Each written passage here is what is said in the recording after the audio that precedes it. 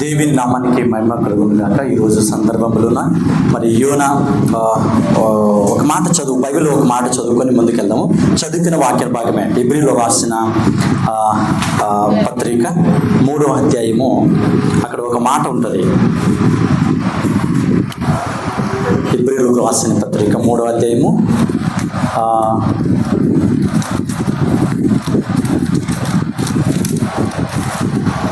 2 నుంచి చదువుకున్నాం కదా, 3వ వచనం మాత్రమే.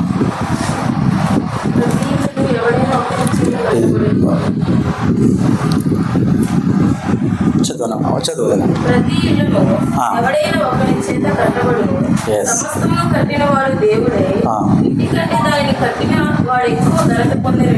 చాలు. ఇప్పుడు ఇక్కడ చదువుకున్న వాక్య భాగము, ఇల్లు అనేది ఎవరైనా ఒకరు కంపల్సరిగా కడతారు. కానీ ఇంటి కంటే ఇల్లు కట్టిన వానికి ఎక్కువ ఘనత దొరుకుతుందని దేవుని వాక్యం సెలవు చేస్తుంది. నిజమే మాట. పాపము తమ బ్రదరు యోనా ఈ ఇంటి కట్టడానికి, ఇల్లును నిర్మించుకోవడానికి చాలా కష్టపడ్డాడు. దానికి ఆర్థికపరమైన కానివచ్చు, శ్రమ జీవితం కూడా కానివచ్చు, అంటే చెమటలు, అవునా, ఆరోగ్యం కానవచ్చు. ఇదంతా చేసుకోవడానికి ఎంత కష్టపడ్డాడో. కానీ ఈ నిర్మాణం సుందరమైన, అనగా అద్భుతమైన పెయింట్ గింటి ఇవన్నీ చేసిన తర్వాత ఫోటో తీసేంతగా లుక్ వస్తుంది మనకు ఇంట్లో. కానీ ఇంటి కంటే ఇల్లు కట్టిన వానికే ఎక్కువ ఘనత వస్తుంది. అలాగనే మోషే దేవుని ఇంతంతటి పైన నమ్మకంగా ఉన్నాడంట. నమ్మకంగా ఉన్నవాని ఏమంటారు? ఇల్లు యజమానుడు అనరు. కానీ అందుకోసం కింద అంటాడు ఒక మాట, ఏమంటారు? అది సేవకుడు. ఇంటి పెండి పైన సేవకుడు అని ఉంటుంది, అవునా? 5వ వచనంలోనా? 5వ వచనం. చాలా సేవకుడు అనగా ఇంటి పైన నమ్మకంగా ఉండిన వాడిని ఏమంటారు? సేవకుడు అంటారు. అనగా ఇంకో భాషలో చెప్పాలంటే ఇంటి పనివాడు అనొచ్చు, లేకుంటే ఇంటి సెక్యూరిటీ అనొచ్చు, అవునా? గేట్ పెద్ద ఇంట్లో ఏం చేస్తారని సెక్యూరిటీ పెట్టుకుంటారు. కాబట్టి అలా ఇంటి పైన సెక్యూరిటీగా, వాచ్మెన్గా ఉండే వ్యక్తి ఉండే ఒక ప్రవాదే మోషే. కాబట్టి సేవకుడైనా కూడా మోషేకి ఘనత లేదు, మోషేకి ఆ ఇంటి పైన అధికారం లేదు. కానీ ఆ ఇంటి పైన అధికారము, ఆ ఇంటి యజమానుడు అనేది దక్కింది ఎవరికంటే యేసుస్వామికి. అందుకని మోషే కంటే యేసు ప్రభువారికి ఎక్కువ ఘనత ఉంది. అలాగనే ఈ ఇంటి కంటే ఇల్లు కట్టిన బ్రదర్ యోనకి ఎక్కువ ఘనత దక్కుతుందని మన విషయం మాట్లాడుకుందాం. ఇప్పుడు విశేషంగా మనం ఒక రోజున కూడా నేను ఎప్పుడు కూడా ఈ వాక్యం ఇల్లు ఓపెనింగ్ టైంలోనే ఒక మంచి మెసేజ్ నేను రెడీ చేసుకున్నాను. ఈరోజు కూడా మీరు ఆ మెసేజ్ని నేను వినాలని మనం చేసుకుంటాను. ఒకవేళ మీకు ఇನ್ನು ముందు ఈ వాక్యంలో కూడా విన్న వాళ్ళు కూడా ఉండొచ్చు. కానీ వినలేకున్న వాళ్ళు కొంత ఈ ఆజ్ఞలను ఫాలో అవుతే ప్రతి కుటుంబంలోన కంపల్సరీగా ఫాలో అవ్వాల్సింది ఆ 5 ఆజ్ఞలు. అందుకని ఇప్పుడు ఇల్లు అనగా హౌస్ అంటాం, అవునా? హౌస్ అనగా HOUSE. ఈ 5 అక్షరాలు ఏముంటాయి కదా, ఈ 5 అక్షరాల్లోన ఇప్పుడు ఒక ఉదాహరణకి H అంటాం. H ఫర్ మన పిల్లలకి టీచరు బడిలోన బోధిస్తుంటారు. ఏమిటి? H for house. లేక ఇంకా ముందు ఏమని? A for Apple, B for ball,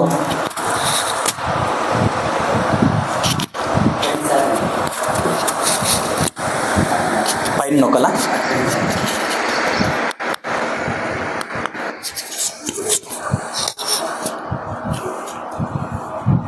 ఇలా టీచరు నేర్పుతుంటారు.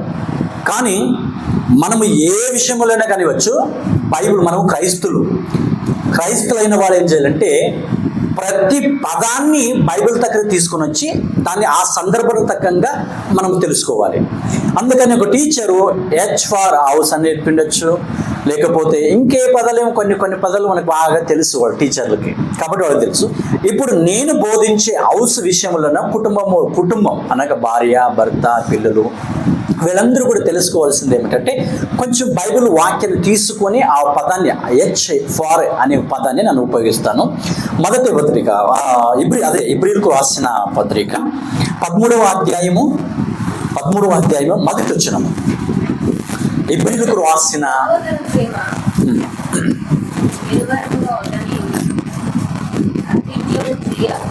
అక్కడ నుంచి బాగా గట్టిగా చదువుదన. ఆతిథ్యము చెయ్యు మరొకడి అన్నాడు. ఆతిథ్యము చెయ్య మరొకడి అన్నాడు. అంటే ఏమి? ఆతిథ్యం అనగా అతిథి సత్కార్యం అంటారు. ఆతిథ్యం అనేది ఏంటి? అతిథులు, గెస్ట్ అంటారు ఇంగ్లీష్లో. అవునా, వాళ్ళని గెస్ట్ అంటారు. అవునా, గెస్ట్ ఎవరైనా స్పెషల్ విశేషధారకులు, వెరీ ఇంపార్టెంట్ పర్సన్ అంటారు, విఐపీలు అన్న ఉంటారు కదా, వాళ్ళు ఎవరైనా వచ్చినప్పుడు వాళ్ళని స్వాగతించటం, అవునా, వాళ్ళని ఇంట్లోకి పిలిచి వాళ్ళకి అతిథి సత్కారం చేయటం వాళ్ళని ఆతిథ్యం. అవునా, వాళ్ళ గెస్ట్ని స్వీకరించేది అనమాట, గెస్ట్ని స్వాగతించేది అనమాట. సరే, దాన్ని మరోకూడదు అన్నాడు. మరోకూడదు అంటే ఎవరైనా సరే మన ఇంటికి వచ్చారంటే, మన ఇంటి దగ్గర వచ్చి మన పేరు పెట్టి పలుకుతున్నారంటే ఆ వ్యక్తిని బయట నిలబెట్టే మాట్లాడకూడదు. ఏమండి, ఎలా వచ్చారు, ఎవరు కావాలి, ఏం కావాలి విచారణ చేయరాదు. ఆ మనిషి యోనా బ్రదరు వాళ్ళ ఇల్లు ఎక్కడండి అని ఎవరైనా వచ్చి అక్కడ అడిగాడంటే చూపించాలి, తెలిసిన వాడు. కాకుండా ఆ వ్యక్తిని ఇంటి దగ్గరకు వచ్చి తీసుకొని ఆ ఇల్లు చూపించి ఆ వ్యక్తిని పరిచయం చెప్పాలి. అప్పుడు ఒకవేళ ఆయన కాకి బాగా క్లోజ్గా ఉంటే వెంటనే ఎప్పుడు వచ్చారని వెంటనే ఇంట్లోకి పిలుచుకుంటాడు. వెంటనే వచ్చిన వాళ్ళకి అతి సత్కారం చేస్తారు కదండి. గ్లాసు నీళ్ళు, టీ, కప్పు, అవు ఇవి తినడం, భోజనం అన్నీ చేస్తారు. ఇంకా ఇది అతీత్యం. అవునా, చెయ్యక మరొకడి అన్నాడు పౌలు. నిజంగా ఇప్పుడు దేవుడు యోన బ్రదరు శ్రమ జీవితాన్ని కానివచ్చు, తను ప్రేమించి తన కొరకు ఒక ఇల్లుని నిర్మించాడు. అందుకు దేవుని ఆశీర్వాద మూలకంగానే ఒక ఇల్లు నేను కట్టాను రా, నేను కష్టపడి కట్టాను రా అని ఎప్పుడు అహంకారంగా రాకూడదు. అవునా, ఇది ఎప్పుడు తెలుసుకోకండి. ఏదైనా సరే మన చేతి ద్వారా నుంచి ఒకటి నిర్మించబడిందంటే అది దేవుని ఆశీర్వాదం మూలకంగానే, దేవుడు మనల్ని ప్రేమించడం మూలకంగానే. కాబట్టి అది తెలుసుకొని వచ్చిన ఇంట్లోని వాసించడానికి దేవుడు అనుమతించినప్పుడు, అనుగ్రహించినప్పుడు, ఆశీర్వదించినప్పుడు, ప్రతి ఇంటికి వచ్చినప్పుడు తర్వాత దేవుడు కూడా ఏదో ఒక రూపంలో వస్తాడు. కానీ ప్రత్యేకంగా దేవుడి ఇంటికి రాడు. దేవుడు ఏ రూపంలో ఉన్నాడు? ఆత్మస్వరూపంగా ఉన్నాడు. ఆత్మస్వరూపంగా ఉన్నవాడు మహాశక్తి. ఆయన ఇంటికి ప్రత్యేకంగా మన ఇంటికి దగ్గరికి రాడు. కానీ ఏదో ఒక రూపంలో, ఒక భిక్షగాని రూపంలో కానివ్వచ్చు, అడుక్కో తినవాని రూపంలో కానివ్వచ్చు, ఇంకా ఆతిథ్య రూపంలో కూడా వస్తుంటారు. అవునా, అంటే అతి సత్కార్యములు గెస్ట్ రీతిగా.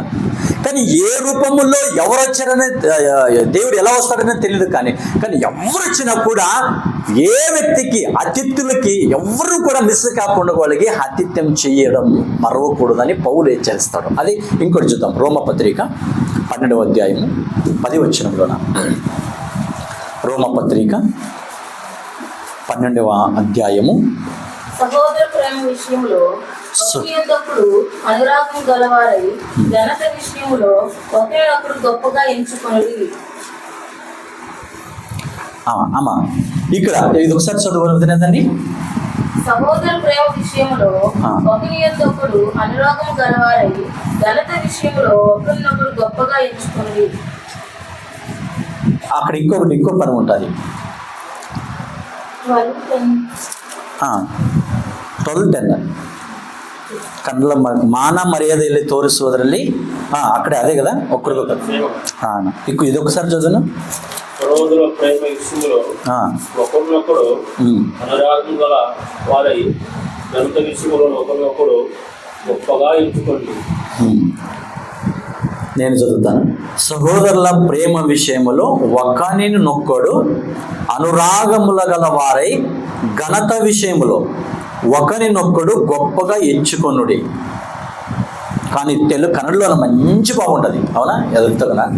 మాన మర్యాదೆಯನ್ನು ತೋರಿಸುವುದರಲ್ಲಿ ಒಬ್ಬರಿಗಿಂತ ಒಬ್ಬರು, ఒక్కడికింట ఒకడు. అవునా కదా. అన్న మాన మర్యాద అనే పదం ఉపయోగం ఉంటుంది కన్నడలో. ఆ అర్థమేమి? ఇప్పుడు మనమందరూ కూడా క్రైస్తవ సహోదరులే. అవునా కదా.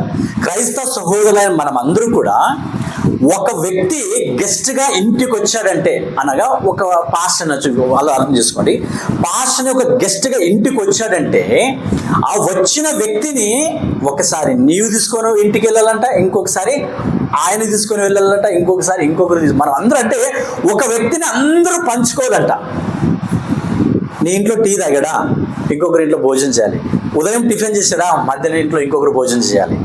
అలా ఒక ఆతిథ్యాన్ని అనగా గెస్ట్ని అలా స్వాగతించాలంట. అనగా ఒక్కడికంటే ఒకడు మాన మర్యాదతో అన్నాడు కదా, ఒక్కడికంటే ఒక్కడు అలా చూపించాలంట.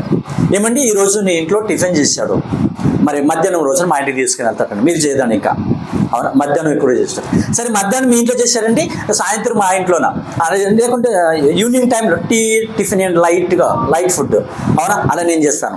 మళ్ళీ నైట్ డిన్నర్ ఇంకొకరు. ఇలా ఒక్కరికంటూ ఒక్కరు ఆతిథ్యం అనగా మాన మర్యాద తోస్తు కుదరలే అనగా ఘనతగా ఎంచుకోవాలంటే అనగా వీళ్ళు చూపించే ప్రేమ ఎలా అనిపించాలంటే ఆతిథ్యంగా వచ్చింటాడు కదా గెస్ట్ ఎవరైనా, ఆ వ్యక్తికి ఆ ప్రేమ అనురాగాలు ఉన్నాయి కదా, చూసి పొంగిపోవాలంట. ఏంటిరా అంత స్పెషల్ అని నా జీవితం, వీళ్ళందరి జీవితంలోనా అంత స్పెషలా, నేను ఏమైనా ఒక పెద్ద విఐపినా, ఒక రాజకీయ నాయకుడనా, అలా అనుకోకుండా దేవుని ప్రేమను బట్టి ఆతిథ్యం చేసింటారు కదా, ఆ దాన్ని బట్టి మనం ఒకరు ఏం చేయాలంటే నిజంగా మానా మర్యాదలు తోరిస్తున్న ఒక్కడికంటే ఒకడు ముందుగా ఉన్నాడు అన్నాడు పౌలు గారు. ఇది క్రైస్తవులు మాత్రమే, అన్యజనులు కూడా చాలా ఆతిథ్యం చేస్తారు తెలుసా మీకు. అలా చేసేటప్పుడు క్రైస్తవ సహోదరులైన మనము ఒక ఇంటికి ఎవరైనా సరే మన ఇంటికి వచ్చినప్పుడు వాళ్ళకి ఎలా మర్యాద చేయాలి. వాడు శత్రువులైనా సరే మన ఇంటికి వచ్చాడంటే వాళ్ళ మనసే కరిగిపోవాలి. నిజంగా నాకు తెలుసు కదా, నా గురించి మీకు బాగా తెలుసు. నేను ఐఎంఎస్ను వదిలేసి వెళ్ళిన తర్వాత కూడా ఎలా బ్రతకాలి, వీళ్ళు ఎలా చేస్తాడో సేవ అని చాలా కంగారు పడ్డారు అనుకున్నాను. కానీ నా ధైర్యం ఒకటే, నన్ను కష్టపడి పౌలు చేసినట్టు పని చేసుకుంటూ నన్ను సేవ చేస్తాను. అది మాత్రం కాకుండా నా జీవితంలో ఎవరికి కూడా ఈ భాగంలో ఎంతోమంది సేవకులు ఉన్నారు, ఎవరికి దక్కలేనంత శ్రమ, బాధ, కన్నీరు, కుటుంబ విషయాలను ప్రతి విషయంలో నాకు జరిగినట్ల శ్రమ ఎవరికి దొరకలేదు. కానీ నాకు ఎవరైతే హింసించారో పోలీస్ స్టేషన్ దగ్గరికి వెళ్ళి శిరస్సులో వేయించారు కదా, అంత వేయించినా కూడా నన్ను ఎవరైతే పట్టుకొని తీసుకొని వెళ్ళి శిరస్సులో వేశారో మరలా వాళ్ళే ప్రత్యేకంగా ఇంటికి తీసుకొని వెళ్ళి భోజనం చేయించారు ఈ రోజున. ఇది కదా సేవకులకి దొరకాల్సింది అన్న గౌరవం. అనగా సేవకుల జీవితంలో ఏదైనా బాధ, కన్నీళ్ళు తగ్గితే కొంతమంది ఏమనుకుంటారు, ఏదో దేవుని దృష్టిలో తప్పు చేశాడు, అందుకోసం దేవుడు మంచి శిక్ష ఇచ్చాడు అని ఈ రీతిగా కొంతమంది అనుకుంటారు. అది తప్పు. కష్టాన్ని అనుభవిస్తాడా లేదా, బాధని తాడుకుంటాడా లేదా, యోగుకి ఎలా ఇచ్చాడో అలాగనే దేవుడు కూడా ప్రతి సేవకుల జీవితంలో ఇస్తాడు. ఆ విషయంలో దొరికినప్పుడే దేవుడు కూడా ఏం చేస్తాడు తెలుసా, ప్రతి ఇంటింటికి సందర్శించేటప్పుడు దేవుడు మన సేవకుల్ని ఘనంగా ఎన్నిచ్చిస్తాడు. అందుకని పౌలు గారు చెప్పిన మాటలు, ఆతిథ్యం చెయ్యక మరొకడి అన్నాడు, మరి ఒక్కడికంటే ప్రేమ అనురాగాలు చూపించే విషయంలో ఒక్కడికంటే ఒక్కడు ముందుగా ఉండాలన్నాడు. ఈ రెండు విషయంలో అనగా మీరు ఏదైనా మరవండి అవునా. మీ ఇంట్లో మీ భార్య తరపు నుంచి ఎవరైనా ఇంటికి వచ్చారా, మీ చుట్టాలు ఎవరైనా బంధువులు ఇంటికి వచ్చారా, బంధువులు వేరే ఆతిథ్యులు వేరే అవునా.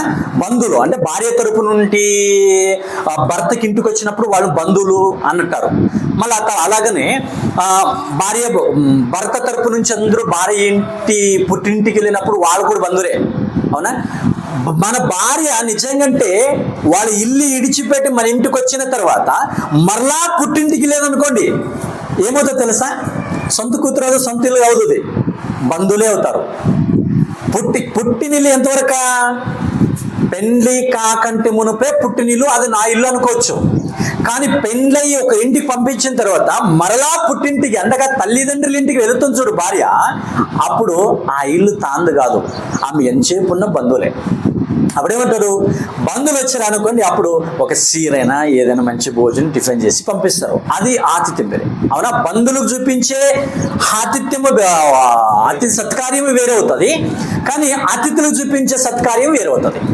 కాబట్టి దేవుడు పౌలు గారు చెప్పే విషయంలో ఏమంటే ఆతిథ్యులు అనగా వేరే వాళ్ళు, బంధువులు కాకుండా ఉండేవాళ్ళే ఆతిథ్యులు అందుకని వీళ్ళకి ఇలా ఆతిథ్యం చేసే వాళ్ళకి ఏమంటారంటే, ఆతిథ్యము అనగా ఇంగ్లీష్లో హాస్పిటాలిటీ అంటారు. ఏహెచ్ ఫర్ హాస్పిటాలిటీ అనగా అర్థమవుతుందా. హౌస్ అనే మొట్టమొదటి అక్షరము హాస్పిటాలిటీ అంటారు. ఇప్పుడు చూడండి, ఒక హాస్పిటల్ అంటారు అవునా, అనగా దావోకాని అంటారు కన్నడలో అన్నదాన్ని, అది తప్పు పదం. కరెక్ట్గా ఉచ్చారంగా అనే పదం ఏంటంటే హాస్పిటల్ అనగా దావుకని అని కన్నడలో ట్రాన్స్లేషన్ చేశారు. ఇంగ్లీష్లోనైతే హాస్పిటల్ అని రాస్తారు, కన్నడలోనైతే దావుకని అని రాస్తారు. కానీ కొన్ని పదాలు, ఇప్పుడు మీ పదాలు కొన్ని పదాలు తెలుసుకోండి. కన్నడలోన నేను ఎస్సరేనని అడుగుతారు. ఎస్సరు అని ఒక పదాన్ని మీకు తీసుకోండి. ఎస్సర్ అని తీసుకున్న తర్వాత అదే ఎస్సర్ని కన్నడలో ఇంకొక పదం కూడా అంటారు, నామ అంటారు. నామము అదే తెలుగులో నామము అనగా ఉంటారు. అవునా? నామ అనే పదానికి ఎస్సర్ అనే పదానికి రెండు ఒకే అర్థాన్ని ఇచ్చినా కూడా దాంట్లో క్యారెక్టర్లు వేరు ఉంటాయి. ఎస్సరు అనగా నీ పేరు, మన పేరు చెప్పచ్చు. నా పేరు సుమిత్ర అని చెప్పచ్చు. కానీ నీ నామ ఏమని ఎవరైనా అడుగుతారా? నామాన్ని ఒక్కటే, నామ అంటే మీ పేరే, కానీ ఆ పేరుని చెప్పకూడదు. ఆ పేరులో ఏమంటే క్యారెక్టర్ వస్తుంది. అందుకని హాస్పిటల్ అనే ఒక పదముల విషయంలో నాకు వచ్చినప్పుడు చూడండి, ఒక రోగి వెళ్తాడు. రోగి వెళ్ళిన తర్వాత అక్కడ బంధువులు ఉంటే ఎవరైనా మనకి రిలేషన్ ఉన్నారా? ఎవరైనా భార్య తరపులు ఏమైనా బంధువులు ఉన్నారా? లేక ఇంకెవరైనా మామ తరపుల నుంచి కానివచ్చు, ఇంకా ఎవరైనా బంధువులు ఎవరైనా ఉంటారు హాస్పిటల్లో? ఎవరుండరు. వాళ్ళు ఎంతసేపున బిజినెస్. కానీ ఒక రోగి ఆ హాస్పిటల్కి వెళ్ళిన తర్వాత వాళ్ళు ఎలా ఆతిథ్యం చేస్తారో తెలుసా? ఏమండి నిజంగా అంటే మొన్న జస్ట్ రోజున నేను స్కూల్ నుంచి ఇంటికి వెళ్ళేటప్పుడు 8 గంటల రోజున ఇంటికి వెళ్ళేటప్పుడు బైక్ పైన తాగి కింద పడ్డారు. స్పాట్లని ముందే నాకంటే ముందు కొంచెం ఒక 2 నిమిషాలు ముందర అనుకుంటా పడ్డారు. మనకాలు కలాసి కాలే ఉండే కదా, మనకాలు మొత్తము పగిలిపోయింది.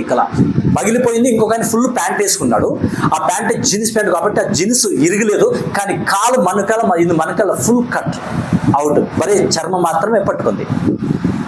కేవలం వాళ్ళందరికి వాళ్ళ పడినా కూడా అంత స్పాట్లో అవుట్ అయ్యారు. వాళ్ళని తీసుకుని ఇమ్మీడియట్గా నా ఫోన్తోనే అంబులెన్స్కి ఫోన్ చేసి తిరిగి ముగ్గురు చేసుకొని వాళ్ళని పంపించి వాళ్ళు అంబులెన్స్ ముఖాంతరంగా హాస్పిటల్ జాయిన్ చేశారు.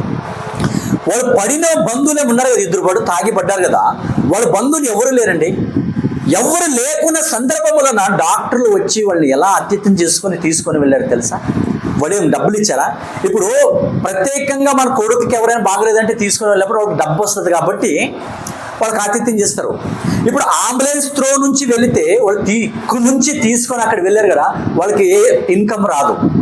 కైనా ఏ ఇన్కమ్ రాలేకున్నా కూడా గవర్నమెంట్ డాక్టర్లు ఎంత ఆతిథ్యం చేస్తారు తెలుసా? అందరూ వచ్చి ముగ్గుపడ్డారు. వాళ్ళకి జరిగిన మనకాళ్ళకి జరిగిన నాకు దెబ్బను చూసి ఒకరు వామిటే చేసుకున్నాడు. అంత భయంకరమైన రోగి, భయంకరమైన దెబ్బలు అలా జరిగినా కూడా డాక్టర్ మాత్రం అసహించుకోలేదు. ఎందుకు? ఆతిథ్యం చేయక మరొకడే నడదు.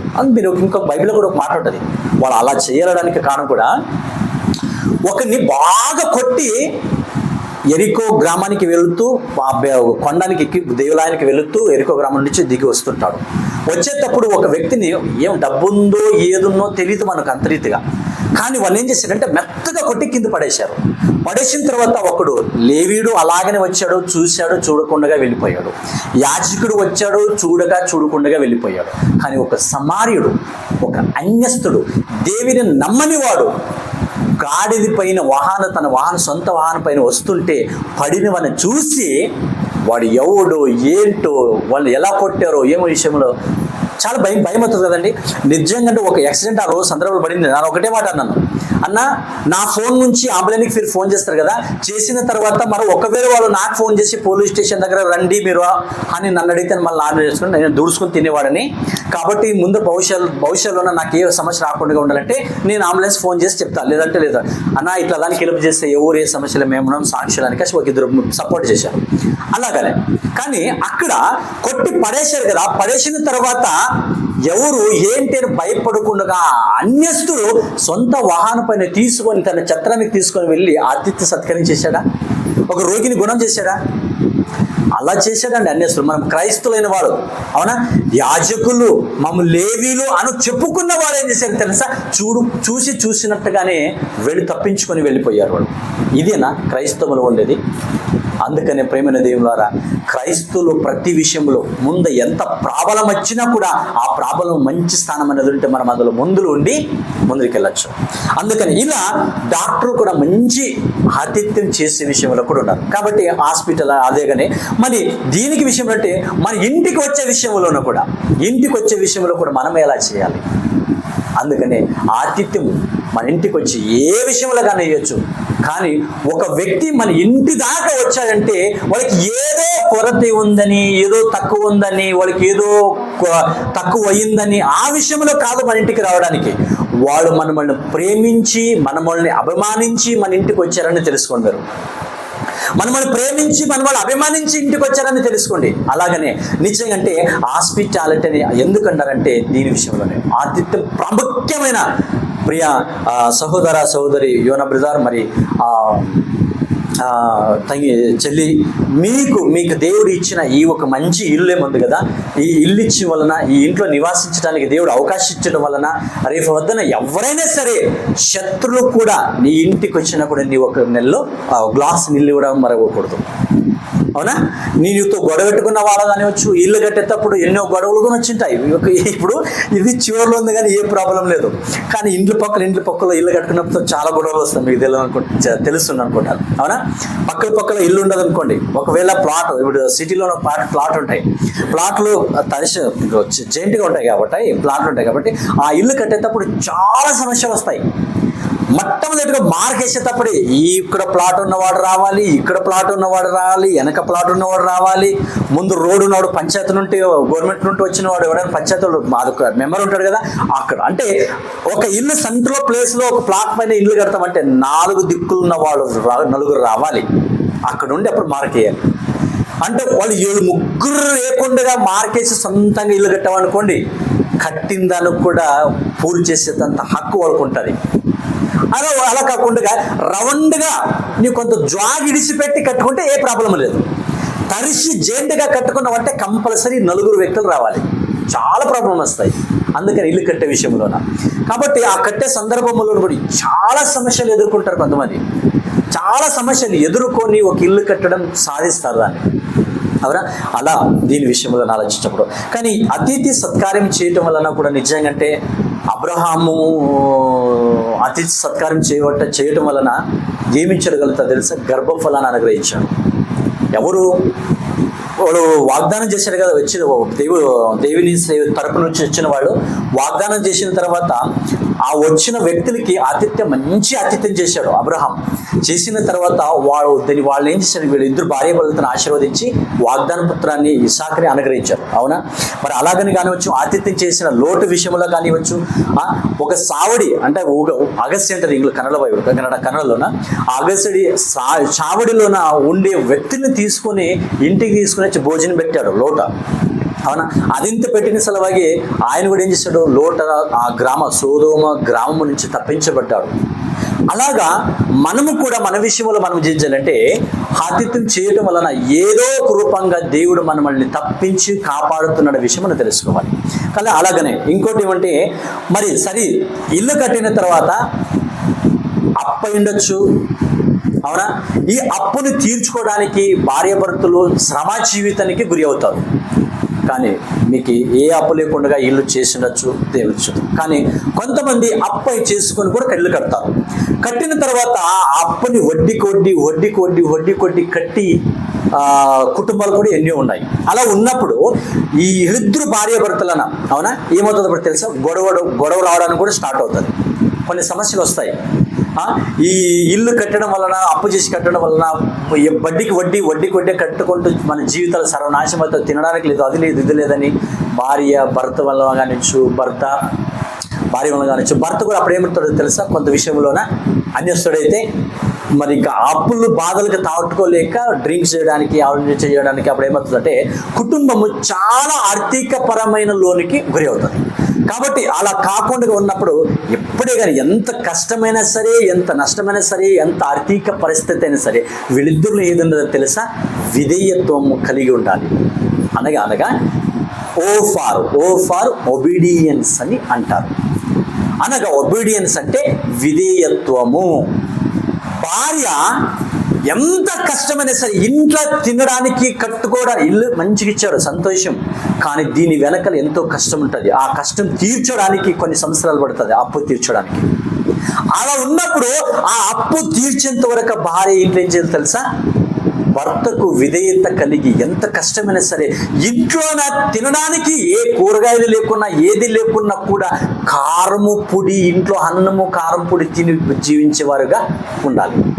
అలాంటి గురు పరిస్థితి వచ్చినా కూడా భర్తతోని గొడవెట్టుకోకుండా, భర్త ఈ అప్పుల పాలయ్యి ఆర్థిక పరంగా పాలయ్యి దేవునికి దూరం కాకుండా డ్రింక్ చేసి లోక సంబంధించిన చటవటికలో పోయి కాసి ఆదరణకి లో కాకూడదు. ఇద్దరు కలిసిమెలిసి భర్తకు విధేయత కలిగి భార్య భర్తకు విధేయత కలగాలి. అలాగనే భర్త భార్య మాటకుని విని ఇద్దరు కూడా ఇంట్లో ఏకీభావించి విధేయత కలిగి ప్రార్థించుకుంటూ పోతే అందులో ఏమవుతుందంటే ఆ సమస్యని ఎదుర్కోవడానికి ముందు ఫ్యూచర్లోనే దేవుడు మంచి ఒక మార్గాన్ని కూడా చూపించే అవకాశం కూడా కల్పిస్తాడు. అందుకని మరి అలా కాకుండా ఇది ఎఫెస పత్రిక 6వ అధ్యాయం 1వ వచనంలో ఉంటుంది. మీ పిల్లల్ని ప్రభు ఒక శిక్షణలోను ప్రభు ఒక బోధనలోను పెంచుడని. తల్లిదండ్రులకి మంచి పిల్లల్ని గర్భఫలాన్ని ఇచ్చాడు. మరి ఓబేదు, సమీరు అనే బ్రదర్ అవునా, వీళ్ళు ఇచ్చిన తర్వాత వీళ్ళని లోక సంబంధమైన రీతిగా పెంచుకోకుండా దేవుని యొక్క మార్గములో, దేవుని యొక్క బోధనలో, ప్రభు యొక్క శిక్షణలో అన్నాడు. కాబట్టి ఆ విషయంలోన వీళ్ళిద్దరూ కలిసి ఆ పిల్లల్ని పెంచాలి. ఇప్పుడు మనం మంచి ఇల్లు అనుగ్రహించాడు చాలు. ఇప్పుడు ఇంకా పట్టు కోసం దూరడం, తినడం ఇది ఉంటుంది. కానీ పిల్లలు పెంచే విషయంలో కూడా భారం ఉంటుంది. అందుకని పిల్లలు కూడా తల్లిదండ్రులు కూడా విధేయత కలిగి కూడా జీవించాలి అనేది ఒబీడియన్స్. అలాగా అయిన తర్వాత యూనిటీ అవునా, H for hospitality, O for obedience, U for unity. Unity అనగా భర్తలోన ఐక్యత ఉండాలి. తర్వాత ఈ ఇల్లు కట్టి నా డబ్బు అంతా అప్పులు అయిపోయినాయి, డబ్బులు లేవు అవునా, అప్పులు వచ్చి ఇంటికి వచ్చి మర్యాద లేకుండా ఉన్నప్పుడు ఏమవుతుందంటే భర్తని వదిలేసి భార్య పుట్టింటికి పోతే భర్త పరిస్థితి ఎలా అవుతుంది తెలుసా? భర్త పరిస్థితి ఎలా చాలా ఏమీ లేదు. అందుకోసం మంచి వాక్యాలు కూడా మీకు ఈ డిఫరెన్స్ చూపించి చెప్తాను అవునా. ఆ అప్పులు ఇప్పుడు యోనా ఈ ఇల్లు కట్టడానికి అప్పు చేసాడో లేదో తెలియదు, కానీ కొన్ని కుటుంబములు తాము నివసించడానికి అప్పులు చేసి కట్టుకున్నప్పుడు ఆ అప్పులో వచ్చి ఇంటికాడ కూర్చొని అడిగి చేసిన తర్వాత భార్య ఏం చేసింది తెలుసా? భర్తను వదిలేసిపోయింది. అప్పు ఉంది, బరీ అప్పులు పాలే ఉన్నాడు, బరీ అప్పులు వడ్డీ కొట్టి కడితే దుడిసింది, ₹1 ఇంటిలో లేదు రాదని భార్య భర్తను వదిలేసి ఇంటికి పోయిన వాళ్ళు కూడా ఉన్నారు అవునా. అలా ఉన్నప్పుడు భర్త పరిస్థితి ఏమో తెలుసా? భర్తకి నిజంగా దేశ బెన్నెలుపు రైతు అంటారు, అలాగనే భర్త బెన్నెలుపే భార్య. అలాంటప్పుడు బెన్నెలుపుగా సపోర్ట్గా బ్యాక్ బోన్గా అంటారు అవునా. బ్యాక్ బోన్గా భార్య లేకుంటే భర్త ఏం సాధిస్తాడండి? సరే భర్తను వదిలేసి పుట్టింటికి భార్య వెళ్తే అక్కడికి వెళ్ళి భార్య ఏం సాధిస్తాడు? ఏది లేదు. అందుకని వీళ్ళిద్దరూ ఒకటిగా ఉండాలి, యూనిటే ఉండాలి అనేది అర్థం. వీళ్ళిద్దరూ ఎంత గొడవ వచ్చినా, ఎంత పరిస్థితి వచ్చినా ఒకటే మాట. నా పాట కూడా ఒకటి మాట మీరు చూసాను. ఒకటి ఏమిటంటే భర్త తమ తల్లిదండ్రులను వదిలేసి భార్యని ప్రేమించాలి, భార్యని హత్తుకోవాలని. అలాగనే భార్య కూడా ఎప్పుడైతే ఒకరిని భర్తగా స్వీకరించిందో అప్పుడేం చేస్తారు తెలుసా? పుట్టింటిని మరిచిపోవాలి, సొంత జనాల్ని మరిచిపోవాలి. మరిచిపోయిన తర్వాత భర్తేన సర్వం, భర్తనే నా ప్రపంచం అనుకొని నమ్మకంగా ఉంచి భర్త దగ్గర ఏది తిన్నా సరే, ఏది ఉన్నా సరే అడ్జస్ట్మెంట్ అయ్యి ఏకీభావించి ఉండేది నేర్చుకోవాలి వీళ్ళిద్దరూ ప్రాముఖ్యంగా. అప్పుడు వీళ్ళిద్దరూ ఏకీభావించి ఐక్యతగా ఉండి దేవుడు వీళ్ళని ప్రేమించి గర్భఫలాలు ఇచ్చాడు. మంచి ఓబేదు, సమీరుని కూడా మంచిగా పెంచారు. దేవుని నామానికి మహిమ కలుగునుగా అవునా. ఇది ఇలా ఉన్నప్పుడు ఏమవుతుందంటే వీళ్ళిద్దరూ ఐక్యతగా ఉన్నారు. అందుకోసమే దేవుడు జతపరిచిన దానిని వేరుపరచకూడదు, మనుషుడు వేరుపరచకూడదు అనే మాట కూడా రావాలి. ఎందుకు? వీళ్ళిద్దరూ ఐక్యంగా ఉండాలి, యూనిటీగా ఉండాలి. యు ఫర్ యూనిటీగా ఉండాలి. ఈ యూనిటీని ఎవరైనా మనుషుడు వచ్చి అగలించాడా, వేరుపరిచాడా? వేరుపరిచిన వానికి ఏ శిక్ష ఇస్తానని దేవుడు చెప్పలేదు, కానీ తప్పనిసరిగా శిక్ష మాత్రంగా ఉంటుంది. తప్పనిసరిగా శిక్ష ఉండే ఉంటుంది. వాళ్ళ కుటుంబం ఉండదు కదా, వాళ్ళ పిల్లలు ఉంటారు, వాళ్ళకి భవిష్యత్తు ఉన్నది. ఏమంటారు తెలుగులో మాట్లాడు, గొర్రెనికి గుండుకుంటే ఉంటుంది అంటారు అవును. అలాగనే కంపల్సరీగా ఉంటుంది. అందుకని వీళ్ళిద్దరూ ఐక్యం యూనిటీగా ఉన్నవాళ్ళు ఇలా ఉన్నప్పుడే కుటుంబం నిలబడతారు, స్ట్రాంగ్గా నిలబడుతుంది. అవునా? మరి ఇంకోటి, సరే అంత ఉంది, నా భర్త అయిన నేను నా భార్యను ప్రేమించాను, నా భార్య భర్త అయిన నన్ను చాలా ప్రేమించింది, మా ఇద్దరు ఏకీభావించి ఐక్యంగా ఉన్నాము, ఒక యూనిటీగా ఉన్నాము, ఒక సిస్టమ్గా ఉన్నాము, ఒక ట్రస్ట్గా ఉన్నాము, నమ్మకంగా ఉన్నాము, అయిపోయింది. ఇంత అయినా కూడా దేవుని మరవకూడదు. అది కూడా మీరు జాగ్రత్త పెట్టుకోండి. దేవుని కూడా మరొకదు. ఎంత ప్రేమ ఉన్నా, ఎంత బాధ ఉన్నా, ఎంత ఆశీర్వదించబడనా ఏముండాలి తెలుసా? దేవుని యొక్క భద్రత మనకు కావాలి. అదే ఏమిటిది ఇంకోటి? ఎస్, అవునా? H for hospitality, O for obedience, U for unity, S for security. Security అంటే భద్రత, అనగా వాచ్మ్యాన్ అని అంటారు మన భాషలో. అవును కదా? దాని బైబిల్ పదం ఏమిటంటే భద్రత అంటారు. బైబిల్ సెక్యూరిటీ అనే పదానికి బైబిల్ ఇచ్చిన డిఫరెన్స్ ఏంటంటే భద్రత అనేది. అవునా? భద్రత, దేవుని యొక్క భద్రత కావాలి.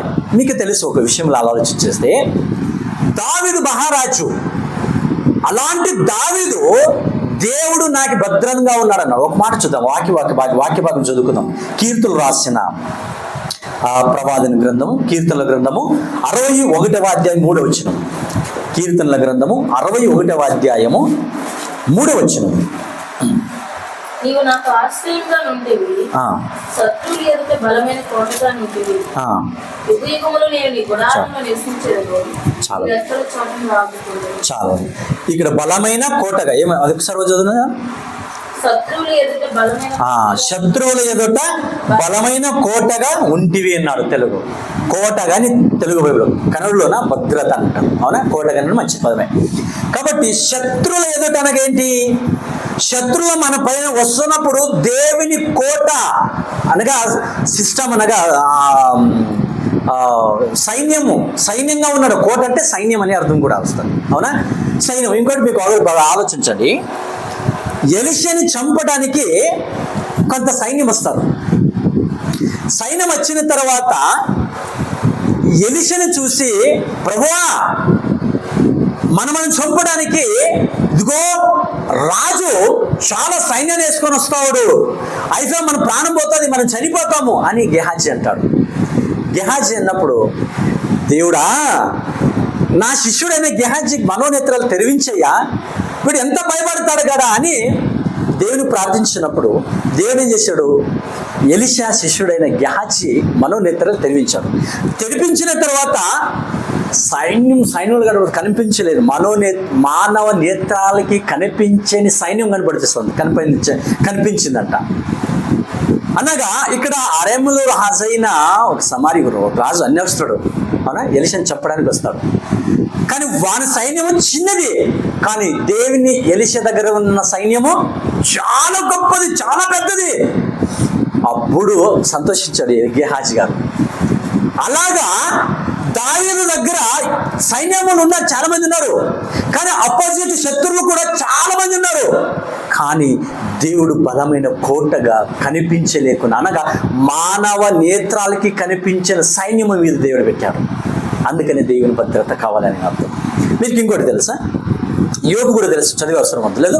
యోబుడు విషయంలో ఆలోచించినప్పుడు సైతాన్ దగ్గర వచ్చి మాట్లాడాడు. యోబుని ఎక్కడ నుండి వచ్చావు, నీవు ఎక్కడికి వెళ్ళినప్పుడు అన్నప్పుడు, భూమిపైన అటు ఇటు తిరిగి వచ్చానని ప్రత్యుత్తరం ఇచ్చిస్తాడు అపవాది. తర్వాత అలాగైతే ఊచి దేశంలో నా కుమారుడైన యోబుని గమనించితివా అన్నప్పుడు, గమనించాను, నీవు అతన్ని భద్రంగా కాపాడుతున్నావు, అతని కనులను వేలేసి కాపాడుతుంది అని కేసాను. అనగా కంచు, అవును, ఎస్, కంచు వేసి కాపాడుతున్నాను అన్నాడు. అనగా కంచు వేసింది ఎవరికి తెలుసండి? మానవులకి. ఎవరైనా మానవ జాతులకి, ఎంతో ఉచ్చి దేశంలో ఎంతమంది ఉన్నారు కదా, అలా ఉన్నప్పుడు అందరికి ఏమైనా కనిపిస్తుంది? అది కంచేసింది కనిపించదు, కానీ అపవాది మాత్రం తెలుసు. మనం కాపాడుతుంది, కంచేసి కాపాడుతుంది, యోబు కుటుంబాన్ని కంచేసి కాపాడుతుందని అపవాదికి తెలుసు, ఆ కంచు వేసింది దేవునికి తెలుసు తప్ప మా ఊచి దేశంలో ఉన్న మానవ నేత్రాలకి మాత్రం కనిపించదు. కానీ అపవాది చెప్పితే మనకు తెలిసింది కంచేసి. అనగా దేవుని కుటుంబస్తులైన మనకు కూడా ఈరోజు మీరు అనుకోవచ్చు, దేవుని మనం ఫాలో చేస్తున్నాం కదా, దేవుడు కూడా మనమను కూడా కంచి వేసి కాపాడుతున్నాడని తెలుసుకుంటారు కంపల్సరీ. అప్పుడు అవునా? అపవాది ద్వారా నుంచి దేవుడు మనల్ని కాపాడుతున్నాడు, కంచి వేసి కాపాడుతున్నాడు, మనం కూడా ఖచ్చితంగా తెలుసుకునొచ్చు. కానీ కంచి వేసి కాపాడుతున్నాడు అన్న సంగతి మానవ నేత్రాలకి కనిపించదు. అలా కాపాడాడు కాబట్టి ప్లస్ ప్లస్ ప్లస్ ప్లస్ తన ఆస్తి ఎక్కువైపోయింది. సరే, అలాగైతే కంచి వేసి కాపాడుతున్నాను కదా, కాపాడుతాను, సరే అంత కంచి వేస్తే తీసేస్తాను, నేనే తీస్తాను, నేనే విషయాన్ని కాబట్టి నేనే తీస్తాను అనగా దేవుని హస్తము తీసేసాడు అని అర్థం. తీసేసిన తర్వాత ఇంకా సైతాను వచ్చి, అపవాది వచ్చి సర్వనాశనం చేసేసింది. సర్వనాశనం చేసిన తర్వాత అంత పాడైపోయిన దేవుని ఏమన్నా ధిక్కరించాడా? దేవుని ఏమైనా దూషించాడా? ఏది లేదండి. చివరికి నిజంగా కట్టుకున్న భార్య కూడా పుట్టింటికి వెళ్ళింది. ఇదే పరిస్థితి నేను అన్నాను. అవునా? అంత మంచి ఆస్తిగా ఉన్న కొంతమంది భార్యలు తెలుసా? నిజంగాంటే భర్త దగ్గర డబ్బున్నంత వరకు మాత్రమే భర్తను ప్రేమించి బాగా ఉన్నవాడు. అనగా భర్త దగ్గర కారు ఉండాలి, భర్తకు మంచి ఇల్లు ఉండాలి, ఏ పని చేయకూడదు, డబ్బు ఎక్కువగా ఉండాలి. అలా ఉన్నప్పుడు భర్తను బాగా ప్రేమిస్తారు, యోబుని భార్యలాగా. అవునా? యోబుని భార్య నిజంగాంటే భర్తని ప్రేమించింది దానిదైతే ఆ పరిస్థితిలో ఉన్నా కూడా ఉండాల్సింది, దగ్గర ఉండలేదు. కారణం ఏంటి? ఆస్తిని ప్రేమించింది అని అర్థం చేసుకోండి. అలాగనే ఇసాకు విషయంలో కూడా మీకు తెలుసు కదా, ఇసాకు రెబెక్కు ఇచ్చిన గర్భఫలాలు ఏసావు యాకోబు. పిల్లలు పుట్టారండి. ఒక తల్లి, ఒక కొడుకు తల్లిని ప్రేమించింది, ఒక కొడుకు తండ్రిని ప్రేమించాడు. ఇచ్చిన తర్వాత పిల్లలు పెద్దయ్యారు కదా, వయసుకు వచ్చిన తర్వాత మీరు సరే మీ కుటుంబంలో కూడా బాగా ఆలోచించండి. మంచి యవనస్తులు, యోసావు కానివచ్చు, యాకోబు కానివచ్చు. ఎవరైనా ఇంటికి పిల్లలు ఇవ్వాలంటే ఇంటి స్థానాన్ని అడుగుతారు తెలుసా? ఇంటి స్థానాన్ని అడుగుతారు. ఇప్పుడు మొగుడు ఏం చేశాడు? భర్త మంచం పడ్డాడు. మంచం పడిన తర్వాత భార్య అతిథి సత్కరించేది. అక్కడ భర్తను ప్రేమించి అతిథి సత్కరించేది. చిన్న కొడుకును ప్రేమించి వేరే రూమ్లో ఉంది. ఇక్కడ భర్త మాత్రం అనగా ఇసాకు మాత్రము పెద్ద కొడుకును ప్రేమించి పెద్ద కొడుకు వచ్చి ఒట్టుకొని తింటున్న ఆహారంతో, అది కూడా అవుట్ ఫుడ్, అవునా, వేట ఫుడ్ని తెచ్చుకొని నా తండ్రికి తినిపెట్టాలని ప్రేమతోనూ తండ్రికి తినిపెడతాడు. ఇది ప్రేమ అంటారా? ఇది కుటుంబం అంటారా? సరే, ఇలాంటి సందర్భంలో వాళ్ళ ఇంటికి పిల్లలు ఇవ్వాలంటే కూడా ఎలా ఇస్తారు? సరే, వాళ్ళే ఆలమొగుడు సరిగ్గా, భార్య భర్తలు సరిగ్గా లేరు, వయసుకు వచ్చిన పిల్లలు ఉన్నారు. రేపొద్దున నా కూతురు వాళ్ళ ఇంటికి వెళితే ఎలా కష్టాన్ని అనుభవిస్తారు అని ఆలోచించేస్తారు కదండి. తప్పనిసరిగా ఆలోచిస్తారు. ఆ ఇంటికి ఎవరు కూడా పిల్లలు ఇవ్వరు, 100% ఎవరు ఇచ్చేవారు కూడా. అందుకోసం యేసు ఏం చేసేది తెలుసా? అన్యస్త్రాలు తీసుకుని వచ్చి పెళ్లి చేసుకున్నాడు. అన్యస్త్రాలు తీసుకుని వచ్చి పెళ్లి చేసిన తర్వాత అప్పుడు రెబెక్కలు మీకు తెలుసా? ఈ అన్య దేశస్తుల స్త్రీ వల్ల నాకు చాలా బాధ ఉంది, నాకు చాలా బేజరైపోయింది, నాకు చాలా అయిపోయింది ఆ మాట. అందుకని నా చిన్న కొడుకైన యాకోబుకి నేను ఈ అన్య దేశస్తుల పిల్లల్ని పెళ్లి చేయను, తీయును అని భర్తకు వచ్చే మాట కోడళ్ళతో సాలైన తర్వాత. ఎందుకంటే వీళ్ళు మంచిగా దేవుని ఫాలో అయిన వాళ్ళు, దేవుని నమ్ముకున్న వాళ్ళు. కాబట్టి ఈ ఏసావు చేసిన తప్పు అన్యస్తుల వల్ల మనం ఫాలో కావరు. మనం ప్రార్థన చేస్తే, దేవుని నమ్ముకున్నప్పుడు మనం ప్రార్థన చేసి మనం కూర్చుంటే, వీళ్ళు ఏసావు ఒక భార్యలు ప్రార్థన కావరు. అంటే రెబెక్క కోడళ్ళకి ఏమైందంటే అన్యోన్యత్యం భావము లేదు అక్కడ. అలా అయింది సంసారం. అవునా? ఎందుకు? మీరిద్దరు భార్యాభర్తలు సరిగ్గా ఉంటే ఎదిగిన పిల్లలకి రేపొద్దున ఇంటి వాళ్ళు ఎవరైనా పిల్లలు ఇస్తున్నా కూడా బాగుంటారు. ఇది కుటుంబంలో నేర్చుకోవాల్సిన భార్యాభర్తలు, కుటుంబంలో నేర్చుకోవాల్సిన ప్రాముఖ్యమైన భార్యాభర్తలు. ఇదే ఎదిగిన పిల్లలు ఉన్నారు. ఇంకోటికి తెలుసు మీకు. సరే, ఈ విషయం భార్యాభర్తల్లోన ఏసావు కుటుంబంలో, ఇసాకు కుటుంబంలోన వీళ్ళిద్దరూ మగపిల్లలు కాకుండా ఇక్కడ ఆడపిల్లని పెడదాం. ఎలా ఆలోచిద్దాం చూద్దాం. కొద్దిగా ఆలోచించండి. ఇది అన్నీ మనం ఏమంటారంటే బుద్ధి మాట్లాడటం వీటిని. అవునా? వాక్య రూపంలో బుద్ధి మాటలు. సరే, ఒక వాక్యం చూపిస్తాను మీకు. చదివకంటే మీకు బాగా తెలుసు కాబట్టి ఉదాహరణగా చెప్పి ముగిస్తాను. యోరోదు బర్త్డే ఉంది, జన్మదినం ఉంది. ఉన్న తర్వాత యోరోదు అన్న పిలిప భార్య సొంత వదిన్ని యోరోదు పెట్టుకున్నాడు. అవునా? పెట్టుకున్న తర్వాత అందువలన ఒక ఆడపిల్ల పుట్టింది. అవునా? ఆడపిల్ల నిజంగా తానికి పుట్టింది కాదు, తప్పు అది. తానకు పుట్టిందో తెలియకుండా అన్నకు పుట్టిందో, కానీ ఒక కూతురు మాత్రం ఉంది. ఎవరికి? ఆ పిలిప భార్యకి. ఉన్నప్పుడు జన్మ అనగా వాడు చిన్న అని అంటారు, అవునా? చిన్న ఆయన భర్త జన్మదినముల సందర్భంలోన జనాలు మెచ్చేసింది. మెచ్చిన తర్వాత తన అర్ధ రాజ్యాన్ని కూడా ఇవ్వడానికి కూడా సిద్ధపడ్డాడు మెచ్చిన సలవాకి. అప్పుడు తల్లి ఏం నేర్పుతుంది తెలుసా? తల్లి ఏం నేర్పింది? ఏమని అడిగానంటే యోహాన తలాన్ని అడిగిచ్చింది తల్లి. అలా అడిగినప్పుడు మంచి వయసు భర్త పెళ్లి కన్య అంటారు దాన్ని. ఆమె ఏమంటారంటే కన్య అంటారంటే భర్త పెళ్లి కాకులేకొని పిల్ల. ఆ వయసులోనే తల తీసేటంతగా కోరిందంటే అంతమందిలోన ఆమెకి భర్త రావాలంటే కానీ ఎవడు చేసుకుంటాడు? వచ్చి ముందుకు వచ్చి ఎవడు చేసుకుంటాడండి? ఇలాంటి ఇంటికి వచ్చి పిల్లని అడగాలంటే కానీ ఎలా అడుగుతారు?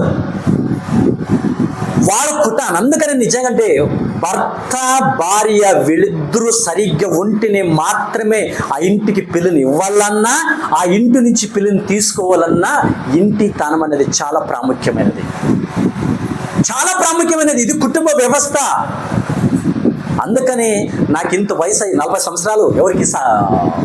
ఏసవుకి 40 సంవత్సరాలు. 40 సంవత్సరాలు అయినా కూడా నాకు ఎవరు పిల్లలు అయినది. ఏం చేస్తాడు? వయసుకు వచ్చిన వాడు పోయాడు, అన్యస్త్రాలు తీసుకున్నాడు, పెళ్లి చేసుకున్నాడు. ఇలా కుటుంబము వడకట్టగా కాకూడదు. ఇలా ఉంటే దేవుని భద్రత ఎలా అవుతుంది? దేవుని కాపాడు భద్రత ఎలా ఉంటుంది? అంత భద్రతగా ఉన్న దేవుని కుటుంబము పిలువబడిన దేవుడు నిజంగా నా ఇష్టానుసారమైనడానికి సాక్ష్యం ఇచ్చాడు దావీదు గురించి దేవుడు. అలాంటి వాడే తప్పు చేశాడు. ఏమైంది? 5 సంవత్సరాలు దేవుని ఆశీర్వాదం తీసేశాడు. 5 సంవత్సరాలు తీసేశాడు. కఠినంగా పరిస్థితికి వెళ్ళింది దావీదు కుటుంబం. మీకు తెలీదు ఎంత కుటుంబం తెలుసా? అబ్బో, ఆ కుటుంబంలో జరిగిన ఘటనలను మనం ఆలోచిస్తే అన్య జనుల మధ్యలో కూడా ఈ వాక్యాన్ని బోధిస్తే మీ బైబిల్లో ఇలా ఉందా అలా ఉందని కొడతారు. అలాంటి ఘటన వాళ్ళ ఇంట్లో నడిచింది దావీదు కుటుంబంలోన.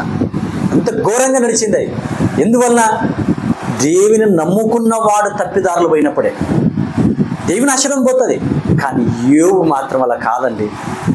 నిజంగా అన్ని కుటుంబముల కంటే మీరు అందుకనే ప్రశ్న వేసారు తెలుసా? బైబిల్ ఎగ్జామ్లోన మీరు రాశారో లేదో తెలియదు, కానీ నాకు రాసినప్పుడు బైబిల్లో ఆదము మొదలుకొని, అనగా ఆదము నుంచి కానివచ్చు, లేకుంటే ఏబుల గ్రంథం అనుకోవచ్చు. ఏబులో మొదలుకొని ఇప్పటి వరకు ప్రవాదులు మాలకి గ్రంథం, ప్రకటన గ్రంథం వరకు ఉన్న యేసుక్రీస్తు కాలం కంటే మునుపుగా ఉన్నవాళ్ళు ఎంతోమంది ప్రవాదులు ఉన్నారు కదా, వాళ్ళ కాలం వరకు అత్యధిక శ్రమని ఎవరు అనుభవించారని ప్రశ్నిస్తే ఎవరని చెప్తారు తెలుసా? చెప్పండి మీరు. యోబే. అవునా? యాక్చువల్ అంటే యేసుక్రీస్తు కంటే ఎక్కువ శ్రమని అనుభవించాడు పౌలు గారు. మీకు తెలుసా? యేసుక్రీస్తు వారు ఒకేసారి కొరడ దెబ్బలు తిన్నాడు.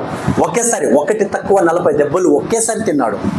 తర్వాత ముళ్ళగడ్డి పెట్టించుకున్నాడు, ఉమ్మించుకున్నాడు, గుద్దించుకున్నాడు. చాలా డబ్బులు ఒకేసారి తెచ్చుకున్నాడు. సర్కార్ ప్రభుత్వం మూలకంగా ఒకేసారి తిన్నాడు. కానీ ఎవరు? పౌలు గారు 5 సార్లు తిన్నాడంట. 5 సార్లు అంటే అర్థమవుతుంది. అది కూడా ఏంటి? చెడి అనగా రాడు, కర్ర కాదు, రాడుతో తిన్నాడంట. అలాగనే ఇలా అన్నప్పుడు దీని విషయంలో మనం ఆలోచిస్తే యేసుక్రీస్తు వారి కంటే ఎక్కువగా పౌలు గారు తిన్నాడు. అయినా కూడా పౌలు ఉంటాడు తెలుసా? నేను క్రీస్తు పోలి నడుచుకున్నాను, మీరు నన్ను పోలి నడుచుకున్నాను అన్నాడు. ఈ విషయంలో ఆలోచించినప్పుడు మరి యోబు గారు ఏ శ్రమను అనుభవించాడు? ఏ సర్కారు ప్రభుత్వం వాళ్ళు వచ్చి ఏం కొట్టారు వాళ్ళని? కొట్టి లేకున్నా కూడా బాధ ఎక్కువ అనుభవించాడు, బాధ శ్రమను ఎక్కువ అనుభవించాడు. శాస్త్రంతా పాడిపోయిపోయింది. అందుకని యోబు గారే అత్యధిక శ్రమని అనుభవించిన వాడు. గ్రేట్ శ్రమ జీవితంలోన. అందుకని ఈ 2 విషయంలో ఆలోచించినప్పుడు ఇంకొక వచనం కూడా సొలొమోను గారు కూడా ఒక మాట్లాడాడు. అదొకటి కూడా ఆలోచిద్దాం. జ్ఞానోక్తులు సామెతల గ్రంథము 18వ అధ్యాయము. సామెతల గ్రంథము 18వ అధ్యాయం 18వ అధ్యాయము 10వ వచనం. యెహోవా నామము బలమైన దుర్గం. చాలు, ఇంతే. నామము, యెహోవా నామము ఎలా అంట? బలమైన దుర్గం. ఇంకొక లైన్ ఉంది చూడు. యెహోవా నామము బలమైన దుర్గము, నీతివంతుడు అందులోనికి పరిగెత్తి సురక్షితముగా నుండును అన్నాడు. అనగా యెహోవా నామము బలమైన దుర్గము, నీతివంతుడు. నీతివంతుడు అంటే ఒక ఇసాకును ఒప్పుకోవచ్చు, తర్వాత యోబు గారు అనొచ్చు. అవునా? యెహోవా నామం అంటే యోబు గారు కూడా ఆలోచించు. దావీదు గారు నీతివంతుడైనా తప్పిపోయాడు. అలాగా నీతివంతుడు అందులోనికి వెళ్ళి సురక్షితంగా ఉన్నాడంటే మీరు ఆలోచించండి. ఇది ఉన్నప్పుడు నిజంగంటే సొలొమోను గారి జీవితంలో శత్రువులు కూడా మిత్రులుగా అయ్యారు. దావీదుకి తన తండ్రి అయిన దావీదుకి ఎంతమంది శత్రువులు ఉన్నారో అంతమంది సొలొమోను జీవిత కాలంలోన వాళ్ళు వచ్చి సహాయపడ్డారండి. ఈరోజు నా జీవితంలో జరిగింది అదే. నన్ను పోలీస్ స్టేషన్కి తీసుకొని వెళ్ళిన వాళ్ళే ఈరోజు నన్ను తీసుకొని నాస్తలు తినిపించారు, ఇంటికి వెళ్ళి భోజనం తినిపించారు. ఇది కాదంటారా సొలొమోను జ్ఞానము? ఇది కాదంటారా సొలొమోను నేర్చుకున్న విద్య, సొలొమోను నేర్చుకున్న మంచి గుణము? సొలొమోను గారి జీవితంలో ఉన్న ఒక్కరితో గొడవ పెట్టుకోలేదండి. రక్తపాత అనేది ఆయన చేతికి హస్తానికి అట్టుకోలేదండి. అలా అందుకనే ఆ హస్తం అట్టుకోలేదు కాబట్టి మంచి ఆలయం నిర్మించాడు దేవుని కొరకు.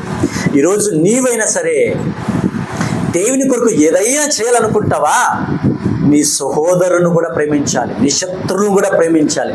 అలాంటప్పుడే దేవుని కొరకు ఏదైనా చేయాలని నీ ఆశ నెరవేరించబడుతుంది. దేవుడు కూడా నిన్ను ఆశీర్వదిస్తాడు. అందుకనే ఇప్పుడు సొలొమోను కింద కూడా ఎంతో మంది పనివాళ్ళు ఉన్నారు, ఎంతో మంది సేవకులు ఉన్నారు. వాళ్ళందరూ కాదంటారా యెహోవా నామం బలమన్న సురక్షితంగా ఉండదు. అంటే సురక్షితంగా అంటే వాళ్ళు సొలొమోను కుటుంబాన్ని కాపాడేవాళ్ళు వాళ్ళు కాదు. యెహోవా నామము, ఆ నామం కొరకే దేవుని ఆలయాన్ని కట్టించాడు సొలొమోను గారు. అలాగే ఈరోజు మనం కూడా అంతే. దేవుని నామము అనగా ఆ నామములో మనం కూడా ప్రవేశిస్తే మనం కూడా సురక్షితంగా ఉంటాం. ఖచ్చితంగా సురక్షితంగా ఉంటాం. అవునా? ఇంకోటి మీరు ఇక ఆలోచించండి. ఒక కుటుంబము అబ్రహాము గురించి కానీ, ఇసాకు గురించి కానీ, యాకోబు గురించి కానీ దేవుడు సాక్ష్యం ఇచ్చాడు. ఏమన్నాడు?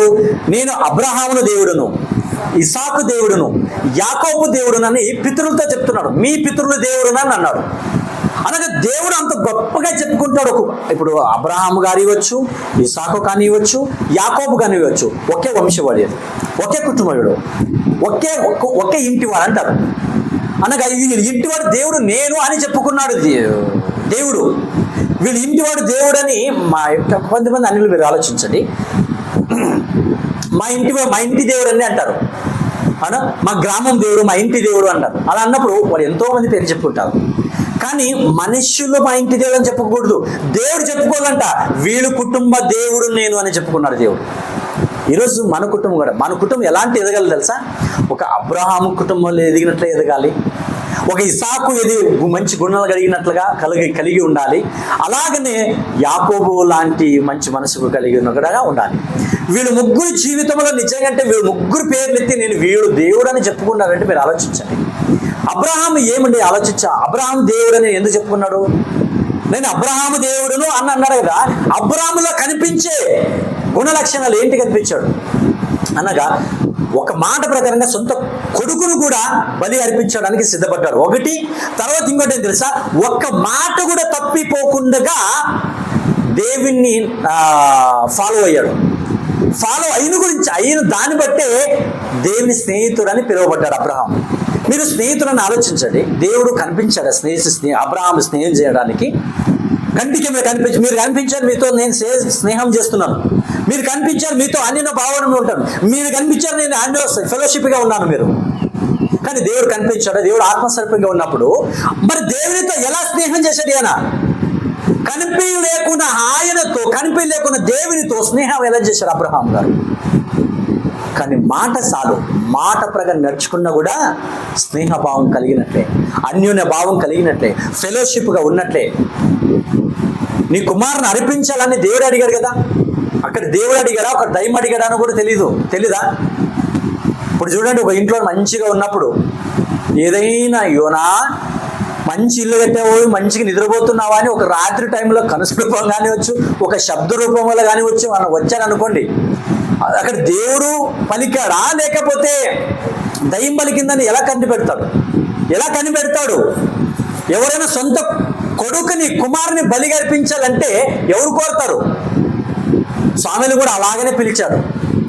ఏలి 2 సార్లు పలికినా కూడా ప్రవక్త అయిన ఏలి తెలియలేదు దేవుడే పిలిచాడా అని. స్వామిలకు కూడా తెలియదు, పాప చిన్నవాడు, పసివాడు. మూడోసారి అడిగిన తర్వాత ఏలి అనుకున్నాడు ఇది దేవుని పిలుపు అని. అలా తెలుసుకోవాలి మనం. అందువలన ఎన్నో ఆజ్ఞలు ఫాలో అయినప్పుడు నేను చూపించే దేశానికి వెళ్ళు, కలిదేశస్తుడు అబ్రాహాము గారు. తర్వాత ఈ అంటే ఈటర్నిటీ అంటారు, ఈటర్నిటీ అని అనొచ్చు, లేక ఎస్టేట్ కూడా అంటారు దీన్ని.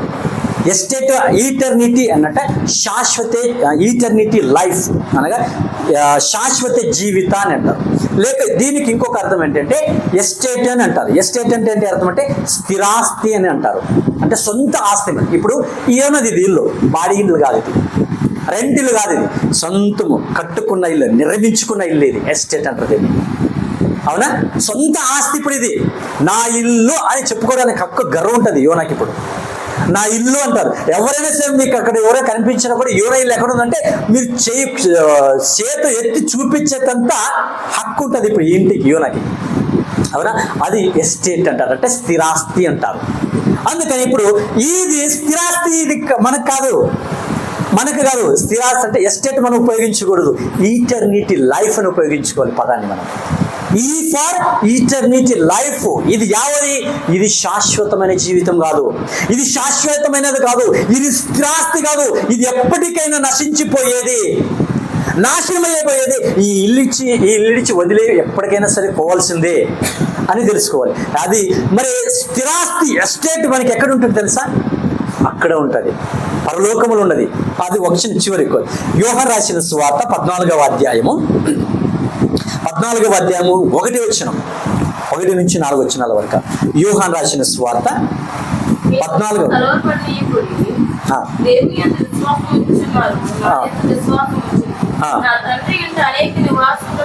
నా తండ్రి ఇంట అనేక నివాసములు కలువు అన్నాడు. ఎవరు? యేసుప్రభువు అన్నాడు ప్రత్యేకంగా. అనేక నివాసం అంటే ఏమిటి? నివాసం అనే కూడా ఇల్లనే, ఇల్లు అంటారు, తర్వాత నివాసం అంటారు, ఇంకా గృహం అంటారు. ఇంకా కొన్ని పదాలు, చాలా పదాలు వస్తాయి ఇల్లు గురించి. ఒకే భాషలో కూడా అర్థం చేసుకున్నప్పుడు తెలుగు పదాలు, తెలుగు ఇల్లు అనొచ్చు. అవునా? ఇల్లు అనొచ్చు, గృహం అనొచ్చు, నివాసం అనొచ్చు. ఇవన్నీ కూడా ఇల్లుకే. అవునా? నివాసం అన్న కూడా ఇల్లే. ఆయన కూడా అందుకని నా తండ్రి ఇంట అనేక నివాసములు కలవు అని ఏటి గురించి మాట్లాడతాడు? ఈ భూమి పైన ఉండే సిమెంటు రాళ్ళతో మట్టితో కట్టుకున్న నివాసం గురించి కాదు. తండ్రి ఇంట ఎక్కడ? పరలోకములో, స్వర్గములో అక్కడ ఉన్నాయి మనకి నివాసములు కలవని. అక్కడ ఉందంటే మన ఇల్లు. యోనాకి ఇక్కడ ఇల్లు ఉంది, అలాగనే ఈ ఇల్లులో కూడా దేవుడు కూడా ప్రవేశించి దేవుడు కూడా నివాసించే వాడిగా అయితే, దేవుని ఒక భద్రత, దేవుని ఒక సెక్యూరిటీ కూడా ఉంటే, నిజంగంటే ఈ 5 లక్షణాలు ఉన్నాయి కదా. ఏంటి? Hospitality, obedience, unity, security, eternity life. ఈ 5 లక్షణాలు కుటుంబంలో ఉన్న భార్య భర్తలు, అలాగే ఇచ్చిన గర్భఫలాలు, వీళ్ళు ఈ 5 లక్షణాలు కూడా ఫాలో అయితే నిజంగంటే వీళ్ళ కొరకు అక్కడ నివాసం, తండ్రి ఇంట దగ్గర ఉన్న ఒక నివాసం వీళ్ళ కొరకు ఆల్రెడీ సిద్ధంగా ఉంటుంది. ఇంకొకటి కొరింథీయులకు రాసిన 2వ పత్రిక 5వ అధ్యాయము 1 వచనం. కొరింథీయులకు రాసిన పత్రిక 2వ పత్రిక 5వ అధ్యాయము 1 వచనం. భూమి మీద మన గుడారములైన ఈ నివాసము శిథిలమైపోయినను చేతి పని కాక దేవుని చేత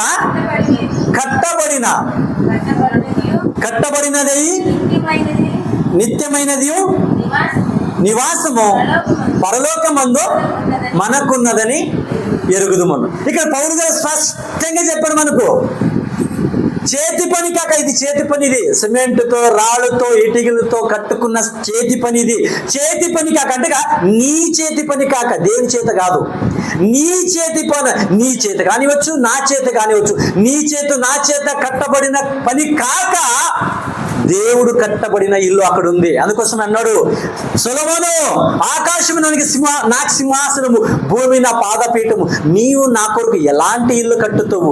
ఇవన్నీ నా హస్తకృత్యములు కావా బంగారుతో కట్టాడండి సొలొమోను గారి ఇల్లు. ఇల్లు దేవుని మందిరం మనం బంగారంతో కట్టినా కూడా అంత కష్టపడి కట్టినా కూడా దేవుడు ఒకే రిజల్ట్ శూన్యం చేశాడు. దేవుడు ఆకాశం నా సింహాసనం, భూమి నా పాదపీఠము, నీవు నా కొరకు ఎలాంటి ఇల్లు కట్టుదువు, ఇవన్నీ నా హస్తకృతములు కాదు అని దేవుడు ఒక్క చెప్పేశాడు. అందుకోసమే దేవుని హస్తకృతములతో కట్టిన ఇల్లు మన కొరకు, యోన కొరకు కూడా ఒక ఇల్లు సిద్ధం చేశాడు దేవుడు. అది ఎలా ఆ ఇల్లును దక్కించుకోవాలంటే ఎలా తెలుసా?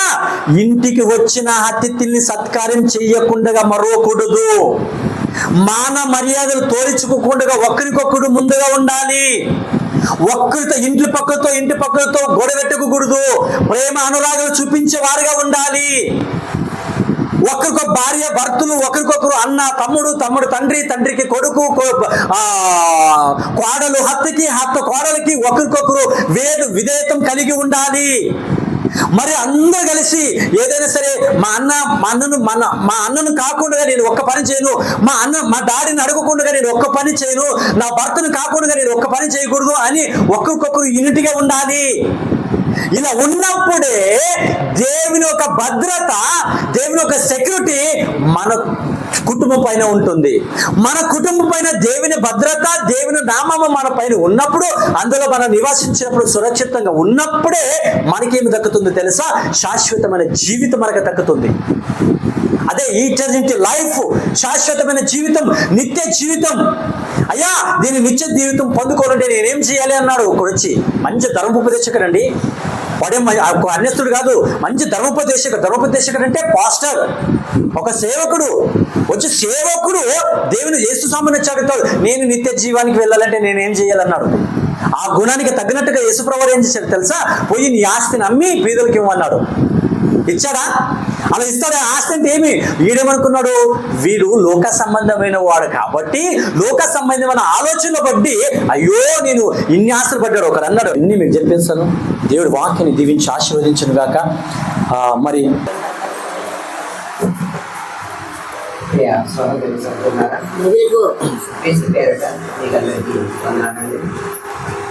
మరి దేవుడు ఎంతగానో ఇంటిని నిర్మించడానికి అది సహకారంగా ఉన్నాడని చెప్పడానికి మనం ఏ విషయంలో కూడా తప్పకూడదు. ఎందుకంటే మనం ఎలా ఉన్నామంటే అది దేవుడి కృప. మనం ఎంత కష్టపడినా ఆ కష్టానికి ఫలితం ఇచ్చేవాడు దేవుడు. అది ఏ విషయమైనా కావచ్చు, ఏ పని అయినా కావచ్చు, ఆ పని మనం చేయగలుగుతున్నాం అన్న, ఆ పని చేయడానికి మనకు అవకాశం వచ్చి ఉన్న ఆ అవకాశాన్ని కలిగి ఉన్నామంటే అది దేవుని యొక్క గొప్ప ఎరిసివైతే కలిగి ఉంటుంది. కనుక ఎంత అవకాశాన్ని దేవుడు నా జీవితంలోనే ఇంకా ఎన్నో చేయడానికి ఏ విధమైన కారణాలు ఉండవచ్చు. విషయంలో అయినా కానివచ్చు, పని విషయంలో అయితే కానివచ్చు. మరి గత 2 నెలల క్రితం మరి బర్త్డే విషయంలో కూడా ఇలాగే కుటుంబాన్ని ప్రార్థన పెట్టి ఒక 2 నెలల క్రితం మరి ఊరిలో ఇంటి దగ్గర ప్రార్థన పెట్టడం జరిగింది. మరి అక్కడ అదొక కార్యక్రమాన్ని బట్టి దేవుణ్ణి మహిమపరిచే విధానాన్ని ఏర్పరిచాడు. అలాగే ఇక్కడ మరలా ఇల్లును కట్టి ఒక గృహప్రవేశంగా ఏర్పాటు చేసి మళ్ళీ ఇంట్లో ప్రార్థన చేసి మరి సహోదరులతో అందరితో మళ్ళీ కలుసుకునే భావాన్ని, అటువంటి కృపని దేవుడు మరలా ఈ రీతిగా ఇచ్చిన దేవుని కృపను పెట్టి దేవుని చేసుకుంటూ మరి అలాగే మరి నా ఆరోగ్య విషయంలో కూడా మరి గత దినాలుగా ఎన్నో సమస్యలు, ఇబ్బందులు ఉన్నప్పటికీ దేవుడు నన్ను ఎంతగానో కాపాడాడని దేవునికి మహిమ ఘనత మరి కలగాలని కోరుకుంటున్నాను. మరి ఏ విషయంలో కూడా దేవుడు నన్ను విడిచిపెట్టలేదని నేను ఎప్పుడు అనుకుంటున్నాను. ఎందుకంటే దేవుడి పక్షాన ఉండేవాడిని ఎవరు కూడా దేవుడు విడిచిపెట్టడు. నివాయన కార్యం ఉంది, అది దేవుని యొక్క లక్షణం. అటువంటి లక్షణమే మన పట్ల కూడా మనం కూడా కలిగి ఉండాలనేది